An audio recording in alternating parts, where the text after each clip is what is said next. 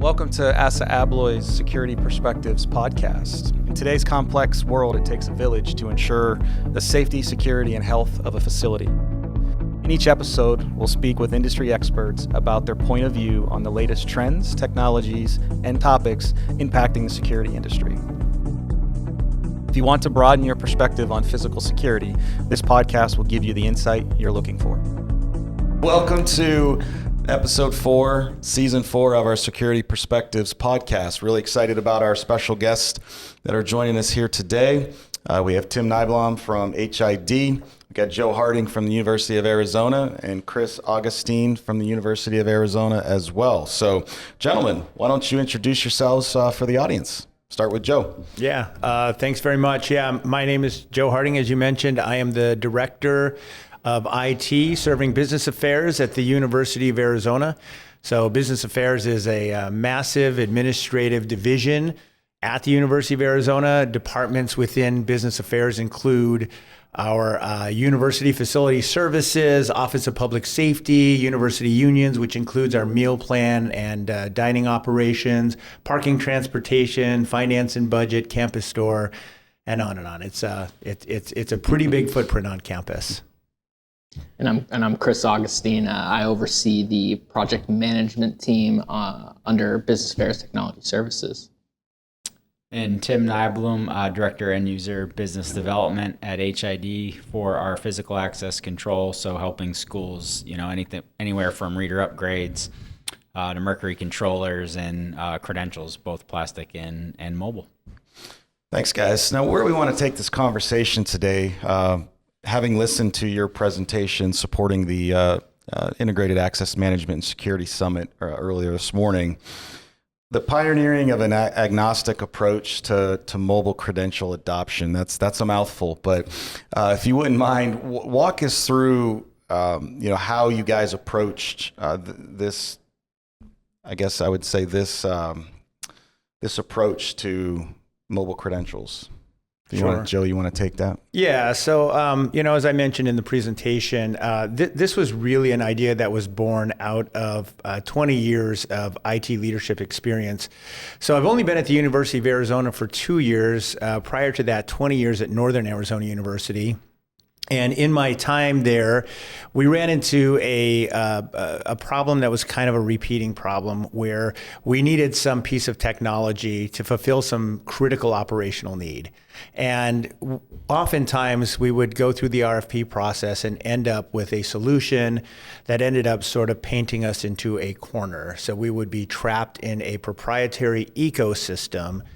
And out of that, we found ourselves struggling to do some of the really exciting, cutting-edge, innovative things that we wanted to do. And so over time, I started to adopt this philosophy, this agnostic philosophy, which meant essentially that we wanted to own and kind of be the masters of our own data and not have it locked up inside of some vendor-hosted system.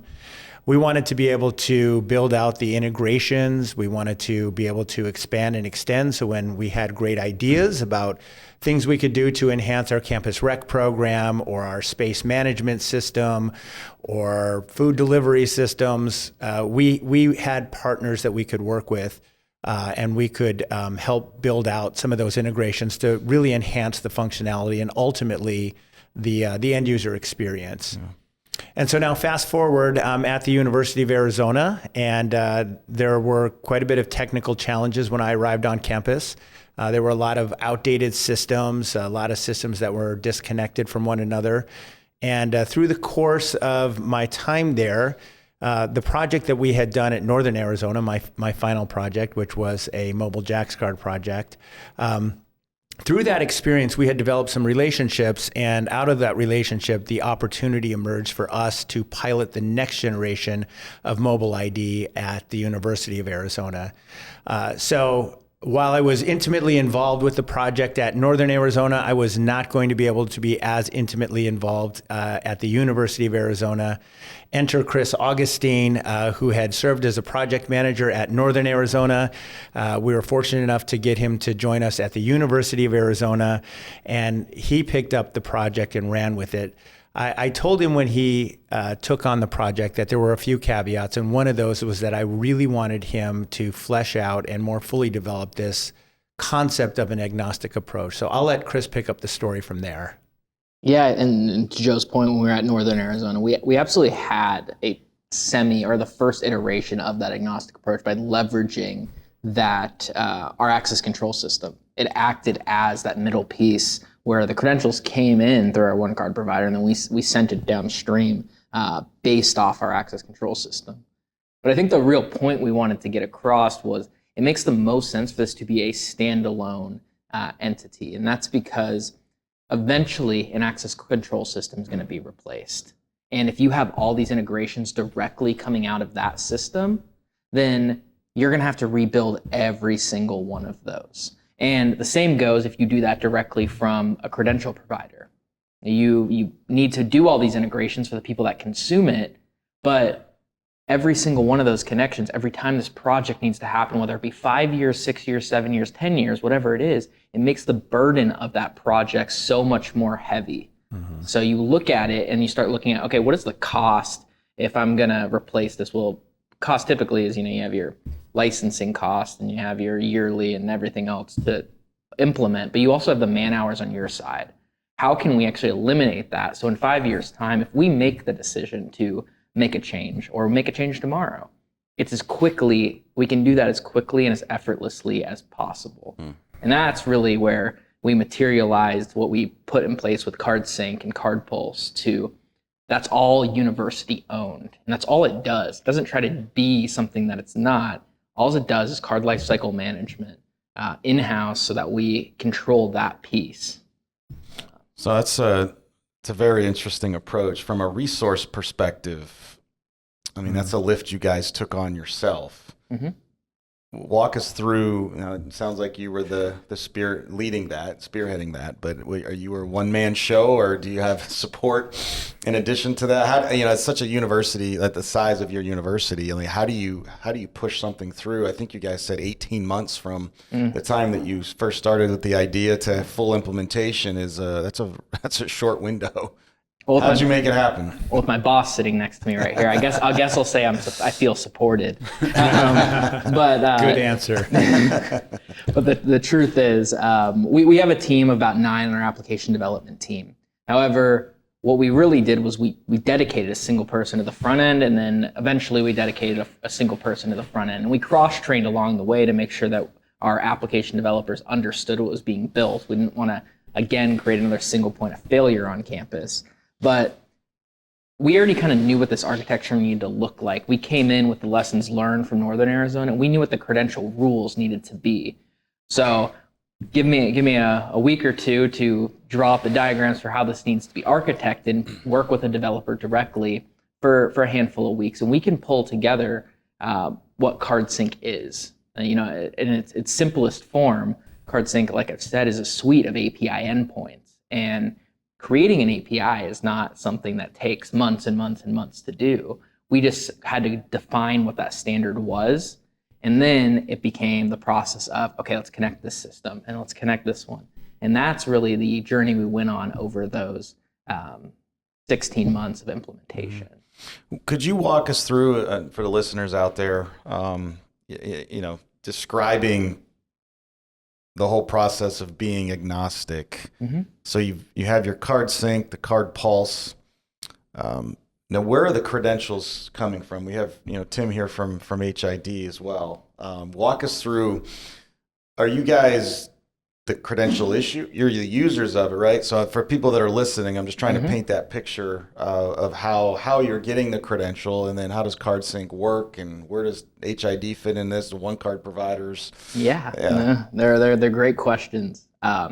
HID is involved in this project actually on so many different levels, because while we're talking a lot about mobile here right now and how that interacts, there's also a physical card production component, which HID is heavily involved in as part of this project. There's a reader replacement standardization and modernization that happened. We replaced 3,000 plus readers, upgrading to the latest and greatest on the HID Signos.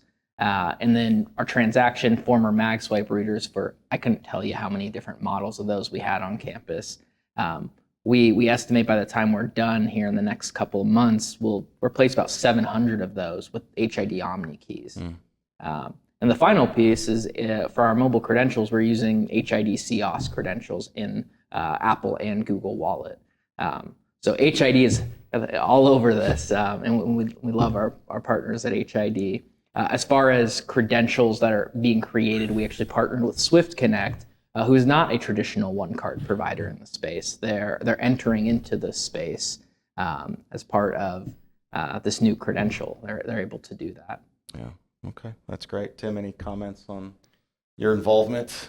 Yeah, that, we've been doing things one way for so many years in higher ed, right? Silos, and I spoke about this earlier, here at the summit, is there's just been, kind of a systematic approach, right? Very siloed. People didn't share a whole lot of information. And what's really cool about this is jumping forward is this is the next step in innovation, really, is they're going to be the first school in the country that has deployed mobile credentials this way and on this scale. And the reality is they're providing choice and flexibility, not only to themselves, but now to other institutions. Other institutions can take a step back, whether you've deployed mobile, whether you're in the process of deploying mobile, or whether you have, a 2, 3, 5 year plan. They can now take a step back and say, like what Arizona showed here with CardSync and CardPulse, like how could we potentially leverage that on our campus, right? Do we have the team in place to do it? Can we partner with other people that potentially could do this, right? There's just there's more modern approaches to this, and it's really exciting. I think it's very powerful for this industry. I think it's a perfect time for this in this vertical in higher ed, and it's just going to continue to snowball. That's great. The $1 million question, probably literally, is how did you build alignment? Because that's a struggle sometimes in the higher education space between department heads, agendas, budgets. You did in 18 months, came in and delivered. How did you build that alignment? We heard a lot earlier this week at the event about the importance of building your brand and being able to sell that internally. Is that what you guys did? Walk us through that process. Yeah, so there were definitely two journeys, and I would point back to Northern Arizona University. That was really a case study in effective communication strategy. At the end of the day, communication is everything. And so even when we met with a lot of our peers from across higher education, and they asked us, well, how are you able to do it? Because there are challenges, right? We not only overcame significant financial challenges, but we also had to address those alignment issues you just brought up. And part of the key of that was, first of all, to create a compelling vision, make sure that what we were working towards was something that inspired people. And so I often refer back to starting with why and explaining why we are undergoing this process.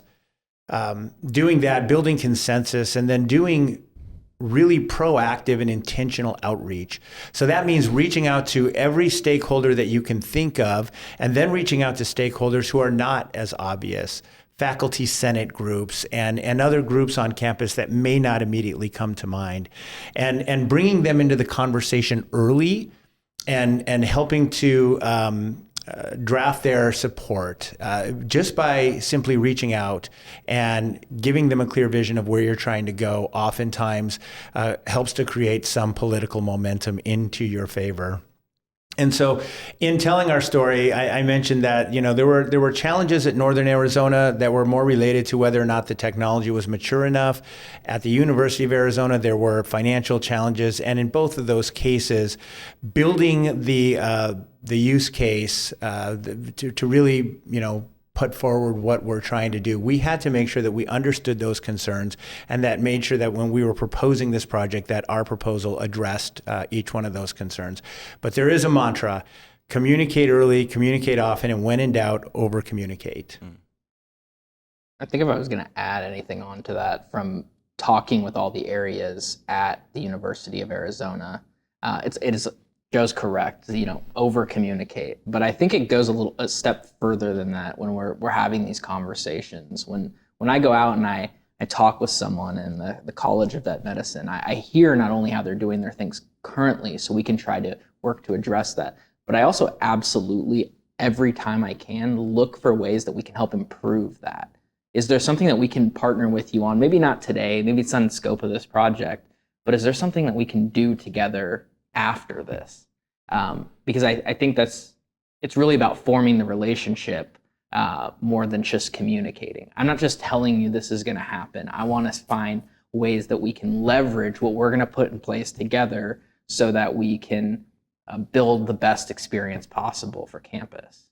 Yeah, you guys have a really amazing story because you don't see that level of front end professionalism, that leadership. Joe, you mentioned your leadership style. I really took to that today about being more influential than authoritative. Correct. And taking that, and it's just still amazing to me that because we work across even departments within our organization, and it's challenging at times, let alone when budgets are tightening and you guys are coming in asking to spend more money that's probably not in the budget already, and then you were successful in doing so is quite remarkable. Yeah. So let me say a couple of things about that.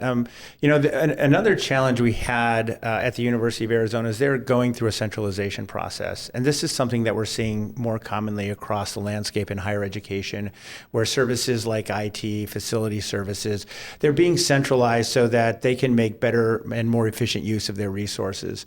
Now, a byproduct of that is that you have to tear down the silos. And IT teams that used to be maybe dedicated to one operational unit are now going to have to work together cohesively. And that was one of the challenges that I had when I approached. Part of my leadership philosophy, it's built on two pillars. One, it's built on the foundation of relationships. Relationships are absolutely everything. And second is the thing you just mentioned. We lead by influence and not by authority. And I think the way that we've kind of infused that messaging into the DNA of the team was really, really exemplified in the way that Chris executed this project. Being proactive, reaching out, establishing those key relationships, and then leading by influence. And that means, look, oftentimes we don't have the authority that we need. All that we have are our relationships and the influence. And influence is gained by following through on the things you say you're going to do, taking a genuine and sincere interest in people. People don't care how much you know until they know how much you care. Sounds like a cliche, but it's actually quite true, because at the end of the day, the decision makers, the people who are going to influence the direction of the university or any organization, are human beings. And so creating that connection with them is absolutely key to the success of any initiative.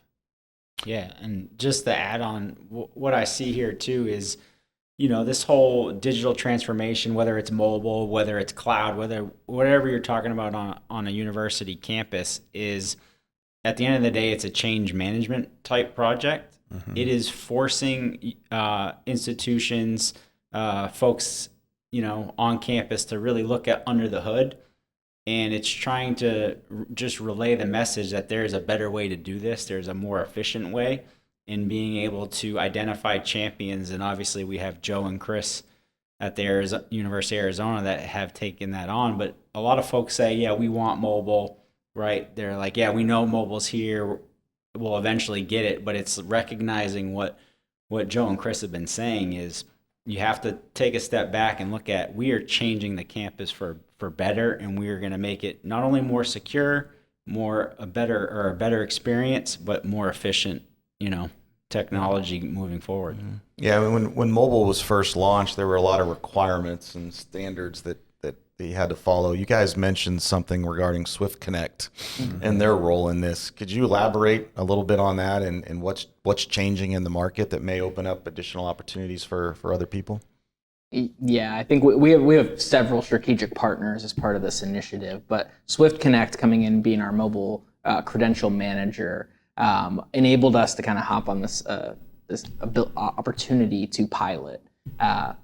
And then we have other partners in the space, like our one card provider for our meal plans. Mm-hmm. And we worked with them to ensure that we could still populate our balances onto the Swift Connect credential, because at the end of the day, that's the best experience for the student. It's to have that real-time visibility of what those funds are. And all of the parties that have been involved with this have truly just stepped up to kind of to go all in on this model that Joe and I have really put out there and helped us bring it to fruition. Yeah, is there a reason other institutions can't adopt this? I don't believe so. I think that this is adaptable to all institutions. A lot of the conversations we had with our peers today centered around, well, how are you able to maneuver all the political hurdles? We came from two different institutions, Northern Arizona and the University of Arizona, other than being in the same state, don't have a whole lot in common. The challenges were different. The landscape was different. The focus, research and medical down at the University of Arizona and the different focus that we have up at Northern Arizona University, two completely use cases, and yet we pretty much use the same playbook in a lot of respects. Again, leveraging relationships, making sure we created a compelling and clear vision for the path forward, and then trying our best to lead this initiative by influence. So from that perspective, it's eminently doable. It really comes down to having a project champion. Mm-hmm. So somebody has to be willing to pick up the mantle, to paint the picture, to go out and do all of the conversations, hold the town hall conversations if necessary. Certainly did my share of that back at Northern Arizona. Chris certainly has done more than his share of that at the University of Arizona. But to answer your question, no, I don't think there's any reason this can't be done. I think it's inevitable. The evolution of technology, when it comes to change, we can either change because we have to change, or we can change because we want to change. It is always better to take control of our own destiny and to guide change so that we get the outcome that we want at the end of the day. Chris, do you have anything to add on to that? Or? I think the one thing is, we're lucky enough to have such an amazing project team, really, from all sides, working centrally with our mobile application development team to our integrations teams on campus. There's all these pieces that were already in place. And for as much as, we talk about centralization, and sometimes people feel like it's a hard thing to go through, I really think that centralization opens up those doors so that we can work more closely and navigate between teams to bring something like this to campus. We were really lucky to have such a great project team. You guys make this difficult task sound very easy. Well, we don't want to give any false impressions here. No, nothing worthwhile is ever easy, right? Growth and comfort do not coexist. This stretched us, stretched Chris, it stretched me, it stretched all of the people he just mentioned, all of the great people on our application development team, our project management team, and then all of the partners across campus. So a lot of people who were not in our direct reporting line contributed a lot to this, and to say it was easy would be to sell short the magnitude of this project. Thousands of people contributed time. Yeah. What you guys were able to accomplish in a short amount of time is, like I was mentioning earlier, is it's very impressive. But I can't imagine there wasn't any resistance, or maybe that's not the right word, but just people unsure, like you mentioned, about what it could do for them and that explanation. So walk us through some of that heartburn that you may have experienced during this process. Yeah, and I know Joe could talk about some of that at Northern Arizona, but at the University of Arizona, those conversations actually mostly were about people who were not sure how this was going to impact them. There was a little bit of skepticism, less resistance, I would say.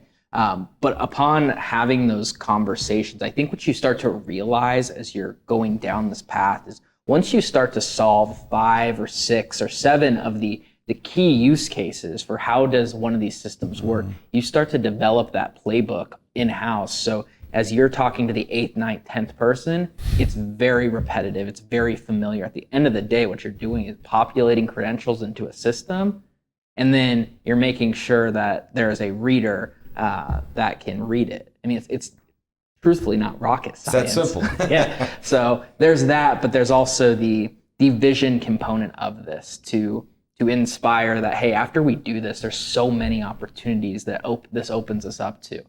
How can I work with you to make a new experience for the students that are in your area? And I think we're just scratching the surface at what we're going to do there. Yeah. So to add on to that, just generally speaking, anytime you introduce change anywhere, you're bound to encounter some resistance. That just comes with the territory. In this case, as I think Chris just touched on it, the biggest way to counteract that resistance is to invite people into the process, to get them invested, to make sure that you communicate with them, and not just informing them, right? You don't want to just inform people about what you're doing. You want to invite them in. You want to ask for their feedback and their input. You want to get their creative juices flowing as well. Help them see the potential that this new technology offers. At the University of Arizona, I would say that it wasn't so much resistance, it was circumstances. We were, like all of higher education, facing our fair share of challenges. And in order to move a project like this forward, we needed to make sure that when we presented it to leadership, that we anticipated and proactively addressed any concerns that they were going to have. Back in Northern Arizona, the concern was more around the maturity of the technology and whether or not it was ready. And again, to address those concerns, I had to really call on our partners. So we had a lot of great partners, HID, our one card provider, Apple, they all worked with us and making sure that our leadership understood that, hey, we have solid partners who are standing behind us throughout the course of this project, who also have as much at stake as we do and are going to help ensure that we don't fail in this, really help to assuage a lot of the concerns that they have. So it's, yes, resistance, but making sure that you understand. I'll tell you one thing you don't want to do. You don't want to dismiss people and their concerns as being, well, you're just change averse. Again, I'll just go back to the importance of relationships and making sure that you understand that there's a human being behind every concern. You're never going to satisfy 100% of the people 100% of the time, but as long as you are working in good faith, as long as you are trying earnestly to establish those relationships and hear people out, the outcome is a lot more promising. What was the biggest thing? We heard a lot about your time at your previous institution. What was the biggest thing that you took from that experience that you implemented at the University of Arizona? One could say it was the entire agnostic approach. I mean, it was born there. We just leveraged our access control system to do it, which again is, I would say, better. It's an intermediary in terms of good, better, best. It works, and those systems get changed out much less frequently, so it's a little bit more solid in that sense.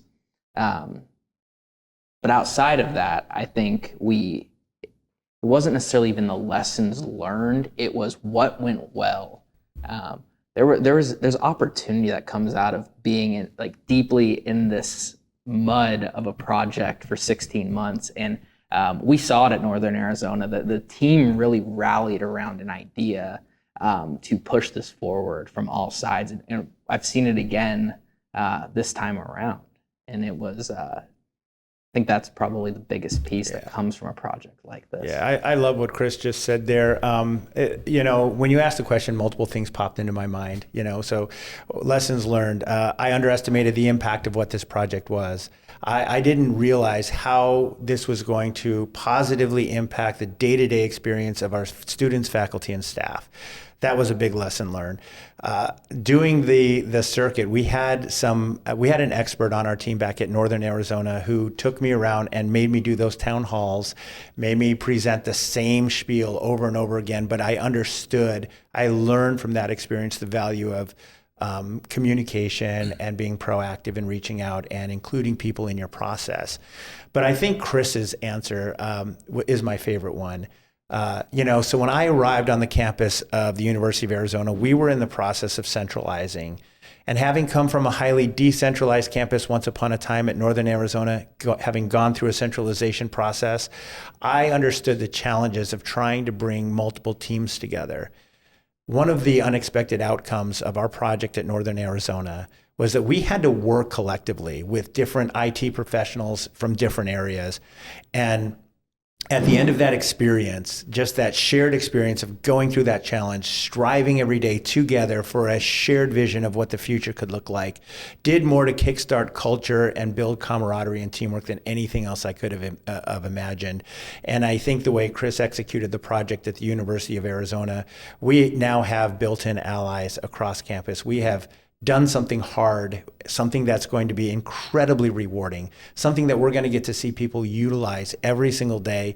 And out of that experience, you have culture, you have strong relationships, you have trust built up. And so when it's time to execute the next project, we know that we have a really good foundation to work off of. That's fantastic insights. And my last question for the group here before we end and close today is, what's next? It's an evolving industry. You guys are now enhancing it, taking it to a next level. I mean, the industry is always changing. What's the next big thing you guys see on the horizon, maybe in the industry, but also at the University of Arizona? Yeah, so I'm gonna let Chris answer this because I got to give him credit. He's really visionary about seeing the potential. It doesn't hurt also that he grew up most of his life being one of the top fanboys of Apple. But oh, did you just say that? Yeah, I'm sorry, I didn't mean to out you here on this national broadcasted podcast. But Chris's creativity really.